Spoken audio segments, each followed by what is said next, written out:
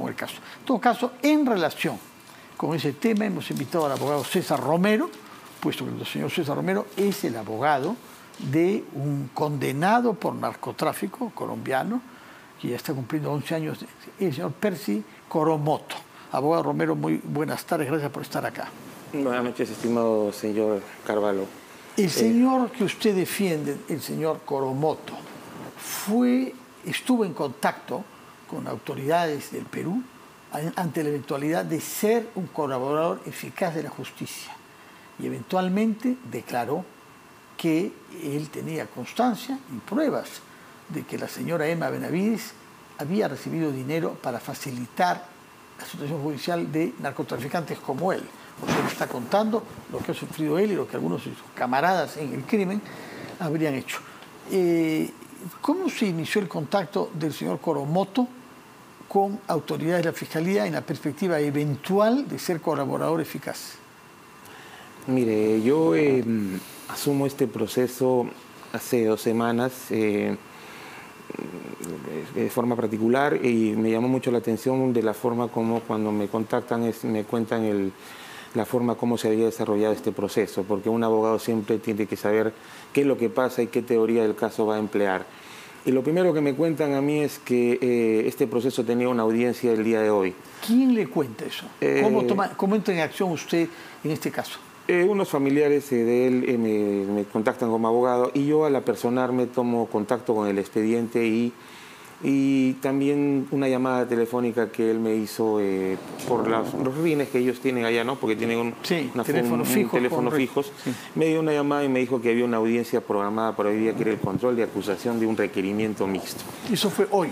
Hoy. Pero yo, yendo a su pregunta, él primero me cuenta cómo fueron los hechos y me cuenta que por el año, si no me equivoco, 2012, a él hay una denuncia de mayor Hilario Rosales Sánchez, al cual tuvo un proceso y también estuvo interno en el establecimiento penitenciario, el cual salió absuelto incluso, pero extrañamente ahora nuevamente le han vuelto a reabrir el proceso, ¿no? Que es algo también medio raro. No puedo especular, pero a partir de las denuncias que hace él, su suerte cambia, ¿no? Y él al estar en la... ¿Cuáles denuncias hace? ¿Hilario? El señor Hilario es Hilario, que no es patrocinado de usted. No, él es el que hace la denuncia primigenia en este proceso. Él dice, la jueza Emma Benavides ha recibido dinero de narcotraficantes. Él lo que refiere, por lo que yo he visto en el expediente, él había hecho una investigación de muchos casos de los internos del penal que darían alguna dádiva para poder salir libres, ¿no? Y que habrían tenido resultado con muchos de ellos. Entonces, a propósito de esta denuncia, la fiscal de ese momento, la señora Betsabe Revilla, ingresa al penal y junto con el defensor público, pues lo que él me comenta, y es lo normal, porque un fiscal cuando entra a un penal en una investigación o ingresa a tomarle su declaración o ingresa de repente a proponerle una colaboración eficaz. La señora Betsabe Revilla entró porque hubo el otro señor Hilario... Ya había una denuncia. Que había él dicho en público que otro condenado en la misma cárcel que él eventualmente también había dado dinero para beneficiarse de la investigación. Claro, él había investigado de que varios condenados habrían dado dinero, ¿no? Por eso le hace la denuncia, ¿no? Dice tal persona, tal. Y es por eso que entra la señora Betsabe y es que se le hace una propuesta a él. Y él dice, bueno, la propuesta, ¿en qué me va a beneficiar, no? Entonces la propuesta siempre de una colaboración es un premio, pero un premio que tiene que ser sustentado con pruebas, ¿no? Y en este caso él comienza a dar nombres, direcciones, chats, grabaciones. Y gracias a todo ese informe que hace la DIVIAC con toda esta documentación instrumental, prueba instrumental, es que se logra formalizar una investigación preparatoria. Y es más, incluso una de las señoras juezas pide la salida del país y el juez, en base a mucho de esta investigación, deniega la salida, le dice que no le puede dar la salida y le da impedimento de salida. Por la gravedad quizás de los hechos que se estaban investigando en ese momento. O sea, lo que usted está afirmando es que tiene constancia de que la relación del señor condenado por tráfico de drogas Coromoto, su patrocinado actualmente, con la Fiscalía iba en ruta a una colaboración eficaz para que le absuelvan quizás o le reduzcan algunos años de pena. Ya tiene 11, le faltan 7 años más de prisión. Claro, la colaboración iba a operar acá en otro proceso, que era su condena, porque normalmente la colaboración que todos vemos es la colaboración que uno emplea en su mismo caso. En este caso él no tendría que ver nada, en este caso simplemente le ingresaron a sacarle la declaración y luego, producto de todo esto, ha terminado como instigador de un delito, ¿no? Instigador Ahora de un delito. está en peor situación. Está en Cuando peor situación. salió Betsabe Revilla y entró un fiscal diferente, nombrado por la señora Patricia Benavides. Patricia Benavides, cambió la suerte de su patrocinado. Eso pasa en y octubre. lejos de querer ser colaborador, pasa a ser denunciado por otro delito. Y eso fue increíble, porque eso pasó en octubre. Creo que el doctor Terán asume la fiscalía. Y en enero, el 19 de enero de este año, él ingresa al penal con el defensor público. Y lo que él cuenta a mi cliente es que le hicieron firmar documentos, ¿no?, diciéndole que el procedimiento se tenía que dar y que se apurara, ¿no? Y aparte de eso le dicen de que, bueno, lo que te puedo rebajar es 2 años, no puedo, pero si el premio era por toda la totalidad, porque usted ahora me hace un cambio repentino, ¿no? De 2 años y me faltan ya 8 o 7, era la totalidad.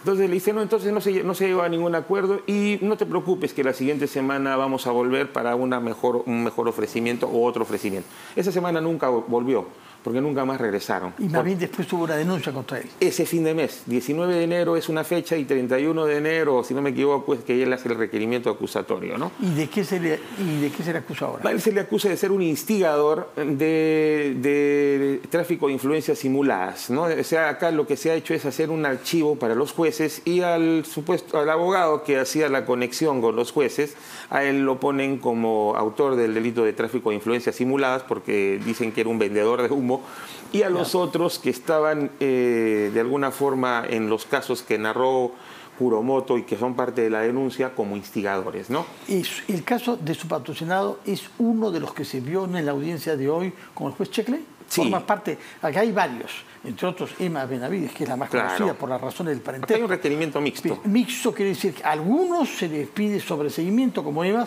y otros al revés que se procede a la acusación. Sí. Su patrocinado está entre los que acusados. van a ser objeto de acusación. Con sus propios documentos que ingresó. Ya, no ha tomado una decisión el juez Checkley. Todavía hoy día el doctor Checklin ha llevado a cabo primero el sobreseguimiento. Y en el sobreseguimiento ha dado el uso de la palabra a los que son implicados en el sobreseguimiento. Y yo creo que el Código Procesal Penal da una facultad de que en este aspecto podrían dar su comentario todos. Porque si nosotros, en mi caso, yo estoy ingresando a una etapa casi sin armas, le voy a decir por qué. Porque cuando ellos remiten la acusación, el juez Checklin... Contra su patrocinado, ¿no? Claro, yo en ese tiempo no era el abogado. En ese momento él remite la acusación al defensor público para que se haga cargo en los... defensor de oficio. Un defensor de oficio. Puesto por el Estado, porque la persona no tiene recursos, no tiene dinero, no tiene dinero. Contratar a un abogado. Y que a veces son muy caros, ¿no? Claro, y ahí tiene 10 días para poder observar la acusación. En este aspecto, si había perdido la colaboración o pasó todo este abuso de autoridad, por lo menos tendría que haber hecho una defensa en los 10 días de decir que es inaudito que él pase a una acusación. Sin embargo, no hubo defensa en esos 10 días. Entonces, ¿Y por qué no tomó la palabra usted hoy? ¿Perdón? ¿Por qué no tomó la palabra usted hoy en la audiencia? Porque me dijo el doctor Checklin que simplemente iban a tomar la palabra los que estaban inmersos en el sobreseguimiento. Ojo que en nuestro código muchos de los jueces, dentro de los 10 días, si usted no plantea ninguna observación a la acusación, ya sea para bien o para mal, y no lo hace, no le dan el uso de la palabra. Pero otros le dicen, a ver, le voy a dar un minuto solo, aunque usted no ha refutado la acusación o no se ha adherido al archivo. Por ejemplo, si pidieran por usted el archivo de su caso, yo como abogado tendría que hacer un escrito en los 10 días reforzando la tesis fiscal. Se le reprocha a él que es un condenado que esté en la cárcel, haber actuado en la cárcel haciendo tráfico de influencias disimulado. Instigador, ¿no? Instigador de eso. ¿Con qué cómplices? ¿Qué otras personas están acusadas de lo mismo? Está como instigador Gómez Herrera, que no ha habido, que es otra de las personas que salió, que no fue a proceso. Cuando explota este tema es que Gómez Herrera habría tenido una resolución judicial donde no ha lugar a juicio oral. Ya, es decir, ¿está usted sugiriendo que algunos de los coacusados con patrocinado fueron tratados con indulgencia? No sugiero eso, ¿no? Pero, o sea, lo que yo veo es que ha habido pues muchas cosas raras que han contribuido. ¿Qué son esas cosas raras? Nos importa muchísimo, porque se trata de narcotráfico. Claro. Sabemos lo que eso significa, como capacidad de corrupción y como dinero y como compra de jueces y funcionarios. Pero además en este caso cae en el medio de una tormenta que hay en el Ministerio Público. Por eso quiero saber qué es lo que sabe usted de los otros condenados narcotraficantes como su patrocinado, que se habrían visto víctimas, como usted sostiene que es el señor Coromoto, porque ahora está procesado por otra razón de instigar tráfico, y, o si no, beneficiados con indulgencia o con mansedumbre. Los otros que estuvieron inmersos en la denuncia primigenia han pasado a ser instigadores también, ¿no? Dos de ellos están no habidos, son ausentes. O sea, no se han presentado. ¿Peruanos o extranjeros? Son extranjeros. Extranjeros, ya. Entonces, hay un peruano que, si no me equivoco, López Quispe. Él está no habido. Ya. Gómez Herrera, que también obtuvo... López Quispe desapareció porque le sacaron una resolución donde le variaron el mandato de detención a comparecencia. ¿Quién le varió ese mandato? Lo que refieren acá, según la denuncia, fue el colegiado de la doctora, ¿no? Irma Benavides. ¿Con qué argumentos cambiaron el estatuto? Los argumentos, según lo que he escuchado hoy día, es que los argumentos que trabajaron fueron los que había en el expediente. Entonces ellos se limitan a decir, con lo que había en el expediente yo trabajé. Y en el expediente había documentación notarial de que él tenía un lugar donde iba a vivir para la comparecencia restringida y no salir del país. Entonces ellos... ¿Y qué cosa hizo cuando se benefició de este régimen de libertad condicionada por el... Ya, el señor, como le vino no al lugar para pasar a juicio oral, de por sí pues ya se puede ir, porque si es no al lugar, ya yo me voy. Si nadie apela, me voy. En el caso ¿Y se fue a dónde? Desapareció el señor. Eso sí no puedo saber yo. Sospechoso, ¿no? Pero sospechoso. Se fue, en realidad él se fue porque como no tenía un proceso, pero eso no pasó con el otro. El otro es el señor Edison José Ruiz Martínez. A él le varían el mandato de detención por comparecencia y él sí más bien se escapó. No llegó a la sentencia. Él sí desapareció. No lo pudieron condenar porque estaba como ausente. Lo que está usted sugiriendo es que ha habido un tratamiento de favor a algunos narcotraficantes. Eso es lo que ha remitido la denuncia, ha plasmado la denuncia, el origen de esta investigación, y eso también está manifestado en los acuerdos de colaboración que ha determinado mi cliente, ¿no? Entonces yo me baso más que todo... ¿Le ha dado alguna prueba, indicios, documentos su cliente? Los documentos que él ha referido que en su determinado momento los brindó están dentro de la carpeta fiscal y hay un oficio de la DIVIAC. El juez Terán. Que pero también la DIVIAC. Está en la DIVIAC. Pero en la Corte Suprema no existe ningún documento de esos. O sea, yo he revisado los expedientes y hasta donde he llegado, incluso he hablado con la relatora, me dice que nunca han mandado el porqué. Claro, es lógico, ¿no? Porque si mandarían la documentación del señor Coromoto, estarían entrando en una contradicción. Se llamaría que yo con mis propios documentos me estaría incriminando, ¿no? O sea, es algo ilógico, ¿no? Yo no presentaría pruebas para incriminarme. Usted participó en la audiencia de hoy, que duró varias horas. Escuchó la defensa que hizo la señora Irma Benavides, escuchó al abogado Roy Gates, escuchó al fiscal. Sí. Ya, no pudo decir su palabra usted. En primer lugar, el señor fiscal refirió en todo momento, porque es lógico, ¿no?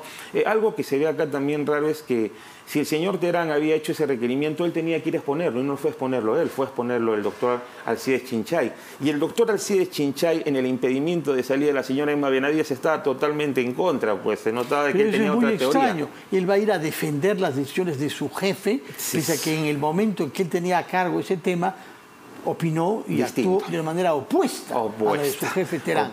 Pero es por eso que el doctor Chinchay hoy día mencionó en todo momento cuando expuso que esta acusación la había hecho el señor Terán y a cada rato repetía, y esta acusación realizada por el señor Terán, ¿no? ¿Por qué no fue el señor Terán? Eso es lo que no sabemos. Esa es otra problemática, ¿no? Porque es bueno que siempre las autoridades en casos por lo menos mediáticos se presenten, ¿no? Y puedan sustentar, ¿no? Con el porqué de sus motivaciones en un requerimiento de esta naturaleza, ¿no? Para por lo menos hacer pues el derecho de contradicción de las partes cuando les toque el turno, ¿no? Es más o menos lo que se podría hacer en un... ¿Qué es lo que ha dicho el ex asesor de la Fiscalía de la Nación, el señor Jaime Villanueva, sobre el caso que le concierne a usted? ¿Cómo me preguntas? ¿Qué ha dicho César Villanueva sobre las razones por las que Betsabé Revilla fue removida. Yo particularmente no tengo conocimiento, pero algo escuché ayer por un medio de televisivo, ¿no? Para la defensa que hace de su patrocinado, porque Villanueva da una explicación sobre todo, ¿no? Ahorita él ha hablado que entre los puntos estaría ese, ¿no? El cambio de fiscal para favorecer, ¿no? Yo todavía, como estoy manejando una teoría acá, si fuera el caso y fuera favorable, tendría que tener un poco en reserva para poder darle alguna forma, ¿no? De alguna forma lo mejor a mi cliente, ¿no? Por el momento no tengo conocimiento de eso. Lo que usted quiere es que su cliente salga libre y no comprarse más pleitos, no tener más enemigos. Eso es lo que nos está diciendo. Que no le interesa que su caso se conecte con el problema global de la... En realidad lo que estoy viendo yo ahora en este proceso es un tema muy importante, porque acá el único que se ha podido oponer ha sido la Procuraduría. Así es, con mucha energía hoy, sí. Pero la Procuraduría se ha opuesto en cuanto al archivo. Sí. Pero sin embargo... Sobreseguimiento. El sobreseguimiento. Sí. Es el archivo, pues el sobreseguimiento es un archivo porque cuando me hacen una audiencia de sobreseguimiento... Es un archivo cuando ya ha habido investigación. Ya me archivan y yo no paso a juicio. Sí, es un archivo definitivo, si es que no lo elevan a otro fiscal. Es un archivo en una fase avanzada de la investigación. Esa es la segunda parte de la etapa intermedia. Entonces, el tema es que viendo el razonamiento de la Procuraduría se opone al archivo, sin embargo, está a favor de lo que ha acusado, donde está calificado mi cliente como instigador. Yo pienso que un razonamiento... yo trabajé en Procuraduría más acertado, hubiera sido como procurador oponerme, muy bien, pedir la elevación a otro fiscal por intermedio del juez para que éste haga una nueva acusación contraria, si lo fuera yo el procurador. Y en todo caso, en cuanto a los tipos penales que se les ha puesto a los nuevos investigados, porque han aparecido nuevos investigados con nuevo tipo penal, por lo menos también tratar de pedir al fiscal que vea la calificación adecuada a los mismos, o en todo caso ampliar también de alguna forma, el nuevo fiscal tendría que ampliar algunas diligencias más, ¿no? Porque vamos, al caso de Kuromoto se dijo mucho y no me dieron el uso de la palabra, dijeron de que él ya había declarado. Oiga, uno cuando él declaró simplemente cuando entraron a tomar una declaración de la denuncia, pero él nunca ha declarado como ya parte de investigado, como investigado. Entonces, ¿cuál se ha vulnerado una parte de defensa, incluso para manejar algún tipo de tutela o oponerse a muchas cosas? Entonces no ha tenido el tiempo. De frente lo colocan como instigador. Hasta antes, con el viejo código, las desvinculaciones procesales revertían todo al inicio de un nuevo juicio y se hacían nuevas preguntas por el nuevo tipo penal. O sea, te daban la opción de hacer un debido proceso. En ese aspecto, los argumentos que han utilizado los abogados hoy día son verdaderamente de risa, pues, ¿no? Porque no garantizan nada y están muy errados también, ¿no? Señor Romero, muchas gracias por venir. Lo que usted dice no es sino la punta de un iceberg de un sistema un poquito dudoso en el Ministerio Público, en las instituciones del Estado en general. Una pregunta personal, ¿su patrocinado está arrepentido de haber actuado como narcotraficante? Porque todas las desgracias que está padeciendo ahora tienen como origen remoto el haber incurrido en esa falta por la que fue condenado. Después hallado ante esta situación de que él aparentemente ha sido testigo de malos manejos de fiscales frente a narcotraficantes. Pero el origen de sus problemas es el haber incurrido en narcotráfico. Claro, él está arrepentido. ¿Qué dice él? ¿Está arrepentido sinceramente? No, él está arrepentido y lo que ha vivido acá en un establecimiento penitenciario como es Ancón 2 es un tema en el que uno solo se da cuenta verdaderamente de lo que ha hecho, y el arrepentimiento se da con las diferentes también terapias que va pasando. Pero ver que él estaba cumpliendo ya su pena y que una institución ingrese a darle una colaboración y termine siendo investigado y posiblemente procesado y posiblemente condenado, es la peor pesadilla que él puede vivir. Bueno, señor abogado, muchas gracias por explicarnos esta situación que puede parecer un poco barroca, complicada, pero usted ha tratado de darle claridad y nos mantiene informados. Por favor, queremos saber cómo evoluciona y seguiremos naturalmente la audiencia en que la juez Checle decidirá si se concede sobreseimiento o no a la jueza Emma Benavides y otras personas, mientras que su patrocinado corre el riesgo de tener más años aún de cárcel de los que ya se le habían impuesto el año 12. Muchas gracias, señor.